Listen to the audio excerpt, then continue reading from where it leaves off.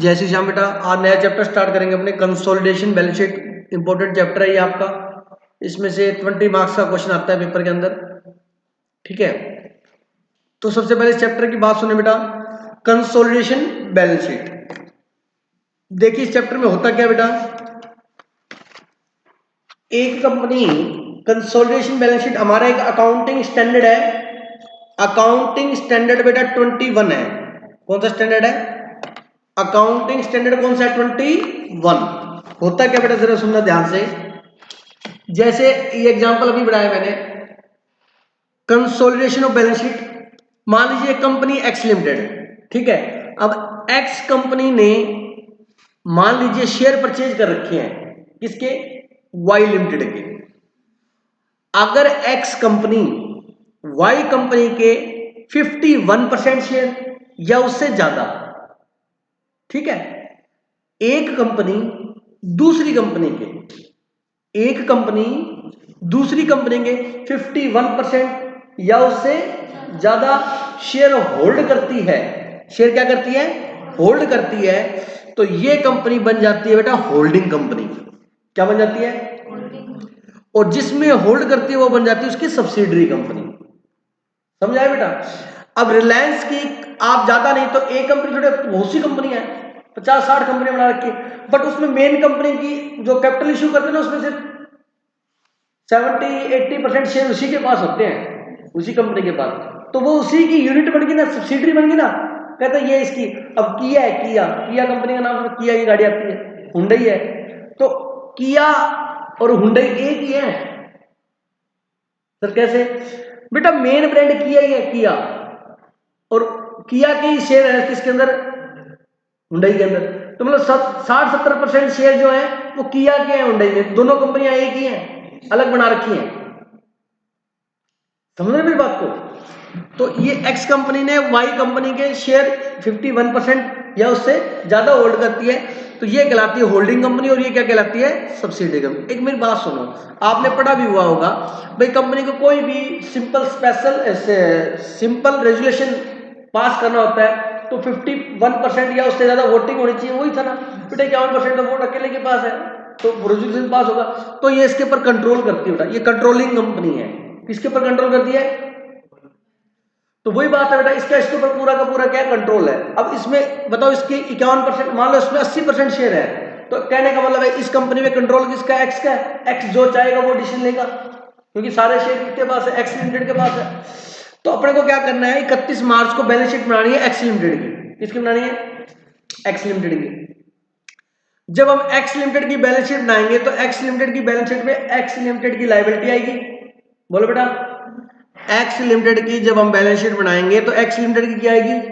Liability आएगी, और x limited की क्या आएंगी? एसेट्स आएंगी। प्लस, ध्यान देना, प्लस वाई कंपनी की जो एसेट्स है उस पर कंट्रोल किसका है? वो भी इसमें जुड़ेंगी। वाई कंपनी की लायबिलिटी है वो भी किसकी मानी जाएंगी? एक्स की। तो मतलब इसकी एसेट्स में इसकी एसेट्स, इसकी एसेट्स में से इसकी एसेट्स क्या हो जाएंगी? ऐड। इसकी लायबिलिटी में इसकी लायबिलिटी क्या हो जाएंगी? ऐड। मतलब इकट्ठी बैलेंस शीट बनेगी, इकट्ठी। तो इस इकट्ठी को अपने क्या बोलते हैं? कंसोलिडेट। मतलब हम दोनों की इकट्ठी बैलेंस शीट बनानी है, ये हमारा चैप्टर कंसोलिडेशन है बैलेंस शीट। बट अब बच्चा कहता है कि दिनेश सर मान लीजिए इसके बाद बिल्डिंग है 2 लाख की, तो ये 2 लाख की बिल्डिंग एक्स में जोड़ दोगे? मैंने हाँ जोड़ दूंगा। तो सर एक डाउट है, मैं क्या कहते सर, एक्स कंपनी का उसमें 80% शेयर है, मान लो कितना परसेंट शेयर है? तो 2 लाख की बिल्डिंग है तो 80% ही जुड़ना चाहिए, पूरा कैसे जुड़ रहा है? 20% तो किसी और का है। मेरी बात सही है बेटा? तो 20% किसी पब्लिक का शेयर है इसमें। इस कंपनी में 80% शेयर एक्स के हैं, 20% शेयर किसी पब्लिक के हैं, तो इसका ज्यादा है उनका कम है, तो जिसका ज्यादा होता है ना उसको बोलते हैं मेजोरिटी। क्या बोलते हैं? ये तो हो गया मेजोरिटी होल्डर। एक्स क्या बन गया? Majority holder. और जो 20% है वो हो गए माइनॉरिटी। क्या होगी वो? माइनॉरिटी। माइनॉरिटी कम, कम को बोलते हैं माइनॉरिटी, बोलते माइनॉरिटी कम्युनिटी, जिसकी मतलब नंबर्स क्या हो? कम हो। तो वो 20% क्या कहलाएंगे? माइनॉरिटी कहलाएंगे। तो वो 20% का क्या करता है? कहता है देखो ये सारी एसेट्स मेरी है, लेकिन उनका जितना 20% शेयर बनता है ना वो मैं अलग से निकाल के दिखाऊंगा। कैसे? वो मैं अभी आपको बताता हूं। ठीक है, अब सुनना मेरी बात। अब इस चैप्टर में वही बेटा, मान लीजिए एक्स, ये पहली क्लास मोस्ट इंपोर्टेंट है इस चैप्टर की, उसके बाद तो आपको इजी हो जाएगा। अब मान लीजिए एक्स कंपनी ने, ये है वाई कंपनी, ये वाई कंपनी का दे रखा मैंने, वाई कंपनी की 1 अप्रैल को बिजनेस स्टार्ट होता है, 31 मार्च को क्लोज होता है, ठीक है। अब क्या किया, एक्स कंपनी ने वाई कंपनी के 80% शेयर खरीद लिए 1 जुलाई को बेटा। कब खरीदे? 1 जुलाई को। तो बताओ एक्स कंपनी को वाई कंपनी में कंट्रोल कब से मिला? 1 जुलाई से। 1 जुलाई से पहले कंट्रोल था? नहीं। जिस दिन उसने शेयर खरीदे वो डेट कहलाएगी डेट ऑफ एक्विजिशन। क्या कहलाएगी? डेट ऑफ एक्विजिशन का मतलब होता है purchase, date of purchase. Purchase को क्या बोलते हैं? एक्विजिशन, ठीक है। डेट ऑफ एक्विजिशन मतलब इस डेट को इनका रिलेशन बन गया होल्डिंग और सब्सिडरी का। इस डेट के बाद, ये डेट है ना, इस डेट के बाद जो भी प्रॉफिट होगा, इस डेट के बाद जो भी प्रॉफिट होगा उसमें से 80% किसका? होल्डिंग का, होल्डिंग बोलो, और 20% किसका? माइनॉरिटी का। सब्सिडी तो खत्म ही होगी ना, बांट ली मैंने, 80% उनका 20% उसका। जब कोई चीज बढ़ जाती है तो भी उसका खुद का एग्जिस्टेंस तो खत्म हो जाता है। 20 माइनॉरिटी और 80 होल्डिंग का, ठीक है। ये डेट शेयर खरीदने की डेट है, तो इससे बाद कहलाएगी, इसके बाद जो प्रॉफिट होगा, ये बात अभी कल पढ़ के आई है, इस डेट के बाद जो प्रॉफिट होगा वो क्या होगा? पोस्ट। और इससे पहले जो होगा वो प्री, ठीक है। अब वो तथा वो उसका पूरा नाम क्या था? Post incorporation profit. इनकॉर्पोरेशन का मतलब कंपनी रजिस्टर्ड बनने से, कंपनी रजिस्टर्ड होने से, और प्री इनकॉर्पोरेशन का मतलब कंपनी बनने से पहले और कंपनी बनने के बाद। बस यहां तो कंपनी पहले से बनी हुई है, तो प्री का मतलब पहले और पोस्ट का मतलब बाद में, लेकिन यहां प्री इनकॉर्पोरेशन होगा प्री एक्विजिशन प्रॉफिट, मतलब कंपनी खरीदने से पहले, और पोस्ट एक्विजिशन प्रॉफिट कंपनी खरीदने के बाद, है वही सेम। अच्छा जी, तो सर इस डेट से पहले का प्रॉफिट कहलाएगा प्री एक्विजिशन प्रॉफिट, लेकिन शॉर्ट में क्या बोलेंगे? Pre profit. बट पूरा नाम क्या है? Pre acquisition profit. और इस डेट के बाद क्या कहलाएगा? पोस्ट एक्विजिशन प्रॉफिट, ठीक है। प्री और पोस्ट, इस डेट से पहले प्री और इस डेट के बाद पोस्ट। कोई डाउट है? नहीं है।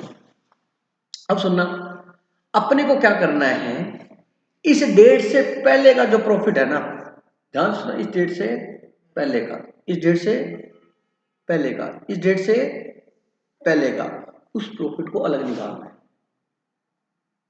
उस प्रॉफिट को अलग निकालना है। और इस डेट से बाद का जो प्रॉफिट है उसको अलग कैलकुलेट करना है। दोबारा सुन लो, इस डेट से पहले का प्रॉफिट अलग कैलकुलेट करना है, इस डेट के बाद का प्रॉफिट अलग निकालना है, ठीक है। सर क्यों? क्योंकि पहले के प्रॉफिट का ट्रीटमेंट अलग होगा और बाद के प्रॉफिट का अकाउंटिंग ट्रीटमेंट अलग होगा, ठीक है। प्री एक्विजिशन प्रॉफिट और पोस्ट एक्विजिशन प्रॉफिट, मतलब डेट क्या है? 1 जुलाई, और वो प्री कौन सी डेट? ये डेट ऑफ एक्विजिशन, जिस डेट को शेयर खरीदेगा। अब मेरी बात सुनो, इस डेट से जो पहले था वो प्री है। अब मान लो 1 जुलाई से पहले का प्रॉफिट क्या है? प्री। अब मान लो युवराज 1 अप्रैल को अपने को क्वेश्चन बोलता है कि opening profit and loss account का बैलेंस 20,000 है 1 अप्रैल को, तो ये बताओ आप प्री है या पोस्ट है? प्री है यार। मैं अब इसमें डेट क्या है बेटा? 1 जुलाई, तो मैं कह रहा हूं 1 जुलाई तक का प्री है। अब वो ओपनिंग बैलेंस किसका दे रहा है? 1 अप्रैल, मतलब इसका मतलब ओपनिंग बैलेंस 1 अप्रैल, मतलब 1 अप्रैल तक का प्रॉफिट इतना है। ये कहता है 1 अप्रैल तक प्रॉफिट इतना है, मैं कह रहा हूं यहां तक इतना है, तो ये इसी के पीछे ही आ रहा है ये तो 1 अप्रैल दे के बेवकूफ बनाएगा, मरना मत। मैं कहता हूं 1 जुलाई तक प्री है, तो वो कहता है 1 अप्रैल का ओपनिंग, तो 1 अप्रैल का तो है ही प्री। इवन अप्रैल मई जून इन 3 महीने का भी क्या है? ठीक है। तो ओपनिंग पेंडल दे दिया 1 अप्रैल का, वो तो है ही प्री। उसका समझ आ रहा है? और करंट ईयर, यहां से करंट ईयर में आप यहां से लेके यहां तक प्रॉफिट कमाओगे ना, वो ये जो प्रॉफिट होगा करंट ईयर का, ये क्या कहलाएगा? Current year profit. बोल बच्चों क्या कहलाएगा? ये करंट ईयर प्रॉफिट। ये हमारा कहलाएगा करंट ईयर प्रॉफिट। वो करंट ईयर का प्रॉफिट में से भी ये 3 महीने का क्या है, प्री, और ये क्या है, पोस्ट। मतलब हमें ओपनिंग कैंडल 1 अप्रैल को है, वो तो है ही प्री। मैं कहता हूं 1 जुलाई से पहले का कोई भी ओपनिंग दे दे, प्री है। इवन करंट ईयर का 3 महीने का भी क्या है, प्री है। तो सर 3 महीने का कैसे निकालोगे, पूरे साल का 12 महीने हो गए, तो डिवाइड बाय 12 कर देंगे, इंटू 3 कर देंगे, तो प्री आ जाएगा। समझा कि मेरी बात? तो आपको 1 अप्रैल का ओपनिंग कैंडल दे, ओपनिंग जनरल रिजर्व दे, ओपनिंग कैपिटल रिजर्व दे, कुछ भी दे, अब बच्चा कहता सर खरीदो तो 1 जुलाई को है, तो थोड़ा सा दिमाग पे जोर डालो भाई, 1 अप्रैल 1 जुलाई से पहले आता है, बाद में आता है, पहले आया है, तो वो क्या है बेटा, प्री है। वो सारा का सारा हमारा प्रॉफिट क्या है, प्री। आगे बात समझ में, बोलो बेटा, क्लियर है? ठीक है। तो सबसे पहले अपने को प्री और पोस्ट अलग अलग निकालना है, निकालना सीख लिया। अब अपने को इस डेट को प्री और प्रॉफिट पोस्ट प्रॉफिट अलग निकाल लेंगे। अब एक काम करो आप, ये इतना इतना इतना इतना ये नोट कर लो, जल्दी से नोट करना। 1 जुलाई को हमने बेटा इस कंपनी पे शेयर परचेज कर लिया और हम इसकी होल्डिंग कंपनी बन गई वो। अब 1 जुलाई को जब उस कंपनी के 80%, में एग्जांपल ले रहा हूँ 80% का, क्वेश्चन में 60 भी हो सकता है, 80 भी हो सकता है, 75% भी हो सकता है, बट ये कंफर्म है कि 51% से क्या होगा, ज्यादा होगा, ठीक है, तभी उनका रिलेशन स्टैब्लिश होगा। अगर मान लो एक्स वाई का 40% शेयर होल्ड करती है, तो 40% ये होल्ड करती है, 60% कोई और करता है, तो इनकी फिर माइनॉरिटी रहेगी, तो मेजोरिटी कहाँ होगी, मेजोरिटी तो ज्यादा होगी तभी होगी ना बेटा, है ना। 50-50 भी रह जाए फिर मेजोरिटी नहीं, फिर तो इक्वल हो गया। मतलब उससे क्या होना चाहिए, ज्यादा होना चाहिए। जैसे इलेक्शन में जीतने के लिए 1 वोट भी ज्यादा है तो जीत गया, है ना। तो बेटा 1 जुलाई को अपने क्या करेंगे, 1 जुलाई को अपना ने इनके शेयर खरीद लिए, ये बात मैं 10 बार बोल चुका हूं, है ना। अब 1 जुलाई को जो एक्स कंपनी है वो थोड़ा सा अपनी कैलकुलेशन करके देखेगी कि मैंने ये कंपनी जो परचेज की है वाई लिमिटेड, इसको परचेज करने से मेरे को प्रॉफिट हुआ या लॉस हुआ। फॉर एग्जांपल, आप कोई प्रॉपर्टी परचेज करते हो 10 लाख की, उसकी मार्केट वैल्यू 10 लाख है, बट आपको प्रॉपर्टी अच्छी लगती है, आपके घर के बिल्कुल पास में है, ठीक है, आपके लिए ज्यादा बेनिफिशियल है, आपके घर के साथ बिल्कुल सामने है, बिल्कुल चिपती है, तो आप 10 लाख की बजाय उसको 11-12 देने के भी रेडी हो जाओगे। क्यों? क्योंकि आपके लिए ज्यादा बेनिफिशियल है। तो मार्केट वैल्यू कितनी उसकी, बट आप उसके 12 लाख दे रहे हो, तो 2 लाख रुपए आपने एक्स्ट्रा दिए, तो लोग ये बोलेंगे कि 2 लाख रुपए का लॉस लग गया इसको, इसे पागल है, इसने फालतू ले। लेकिन आप ये कहोगे नहीं नहीं पागल नहीं हूं, इनको पता ही नहीं भाई मेरे लिए 2 लाख ज्यादा नहीं है, मेरे को कितना बेनिफिट मिल रहा है इसका वैल्यू, बोलो है कि नहीं, बोलो। आपके लिए बिल्कुल भी नुकसान का सौदा नहीं है। समझ रहे मेरी बात को, क्लियर है? तो आप ये मानोगे कि मैंने जो एक्स्ट्रा पैसे दिए ना, तो मेरे को कुछ दिखता था इसमें तभी एक्स्ट्रा दिए हैं, तो आप उसको अपनी गुडविल ट्रीट करोगे। क्या ट्रीट करोगे? अगर एक्स्ट्रा पेमेंट की। सेम यहां पर कंसेप्ट लागू होगा, ठीक है। क्या ट्रीट करेंगे? गुडविल। और अगर मान लीजिए वो 10 लाख की थी और उस व्यक्ति को जरूरत है मान लो, और वो प्रॉपर्टी आपको 7 लाख में दे गया, तो 3 लाख का आपको क्या होगा? प्रॉफिट हो गया। सेम यहीं पे करके देखेंगे अपने, ठीक है। तो अपने ये देखेंगे कि 1 जुलाई को जो हमने कंपनी खरीदी है, उसकी 1 जुलाई को हमने वो कंपनी खरीदी, उसको हमने खरीदी होगी तो पेमेंट की होगी, जो पेमेंट की होगी हमने वो उसका हो गया परचेज कंसिडरेशन। क्या हो गया बेटा उसका? Purchase consideration. वो हमने उस परचेज कंसिडरेशन को हम 1 जुलाई को वाई कंपनी की वैल्यू निकाल लेंगे। सर वाई कंपनी की वैल्यू कैसे निकालोगे? बेटा वाई कंपनी की वैल्यू निकालनी, वैल्यूएशन ऑफ शेयर चैप्टर पढ़ा हुआ, एक चैप्टर पढ़ा था, कौन सा? Valuation of share.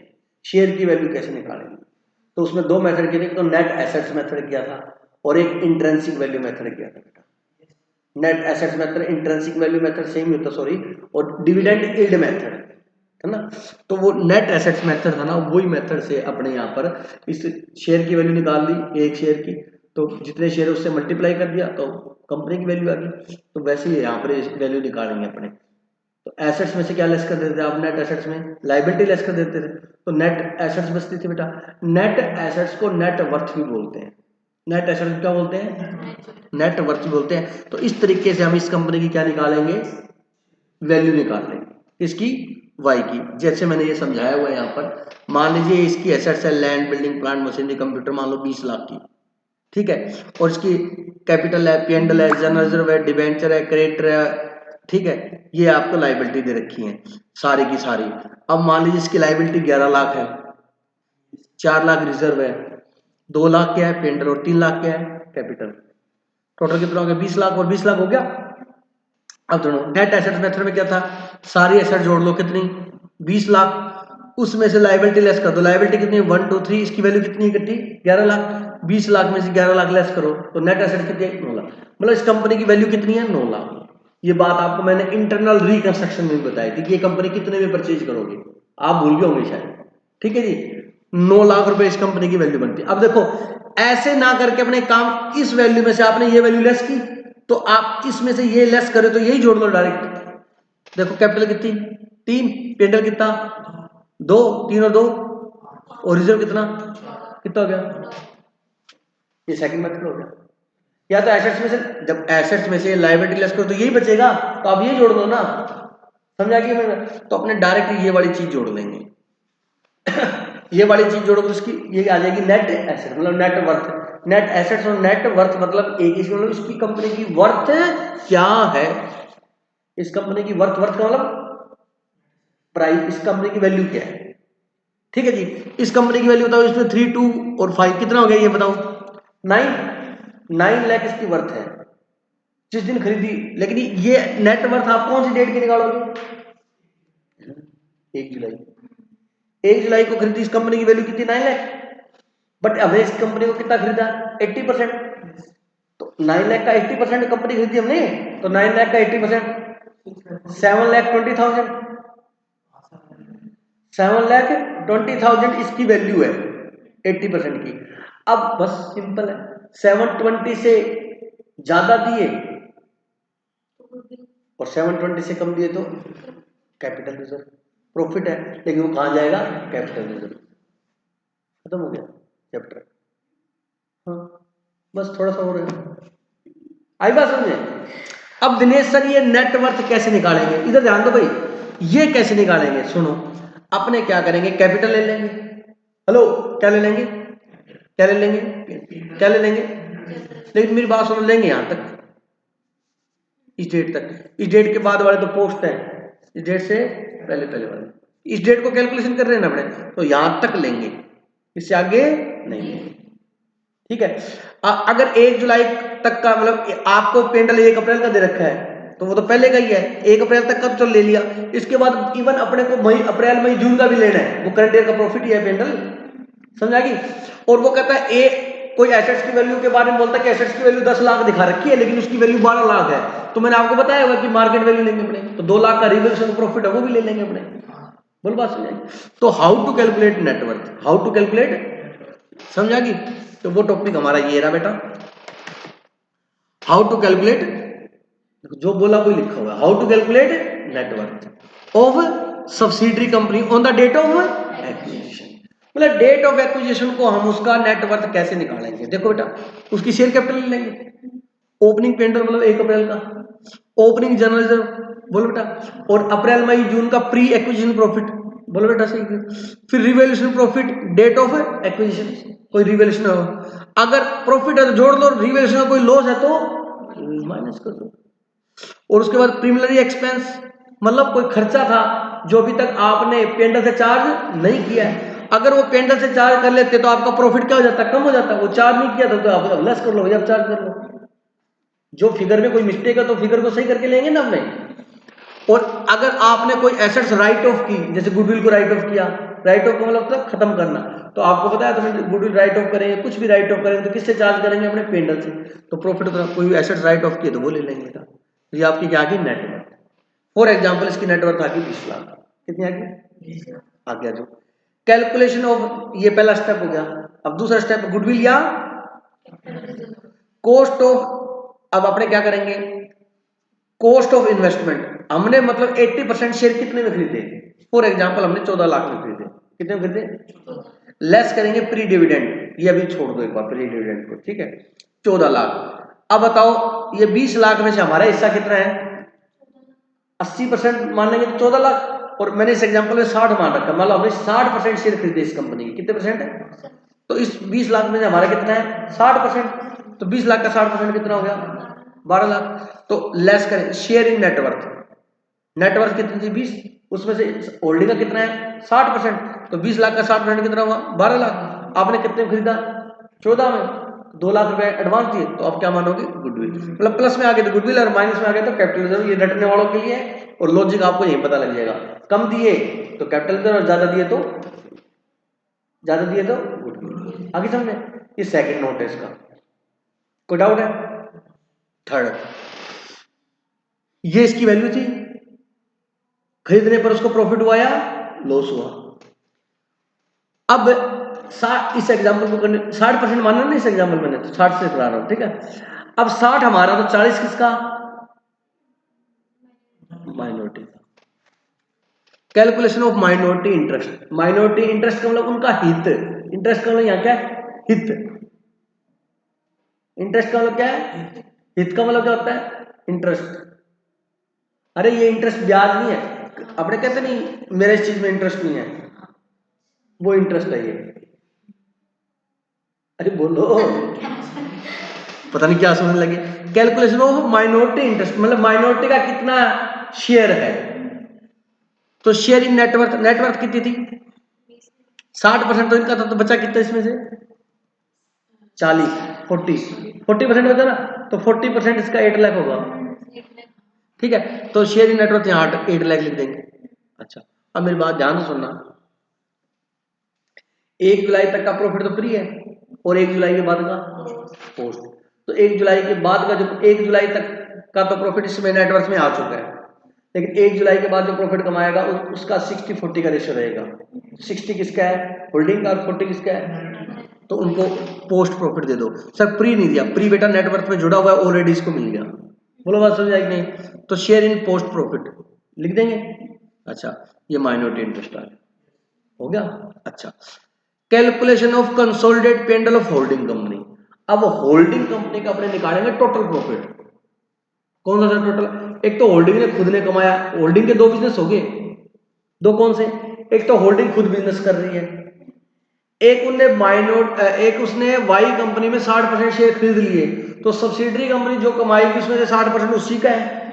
तो खुद ने कमाया प्लस वो 60%, वो टोटल उसका हो गया। टोटल को क्या बोलते हैं? Consolidate P and L of holding company. तो अपने क्या करें? पेंडल ऑफ होल्डिंग कंपनी मतलब खुद के बिजनेस से जो कमाया, ऐड पोस्ट प्रॉफिट का 40% यहां चला गया, 60% इसका है। वो समझ आया क्या है? तो ऐड करेंगे share in post acquisition profit कितना? 60% याद रख जाएगा, ठीक है। और लेस करेंगे अनरियलाइज्ड प्रॉफिट। ये क्या होता है मैं बता दूंगा आपको, ये लेस कर देंगे, ये आएगा कंसोलिडेटेड पेंडल। ये बनाने के बाद हम क्या बनाएंगे? Balance sheet. बैलेंस शीट बनेगी फिर 20 मार्क्स का क्वेश्चन होता है, इसको नोट कर लो बेटा। हर क्वेश्चन में ये बनेगा, हर क्वेश्चन में।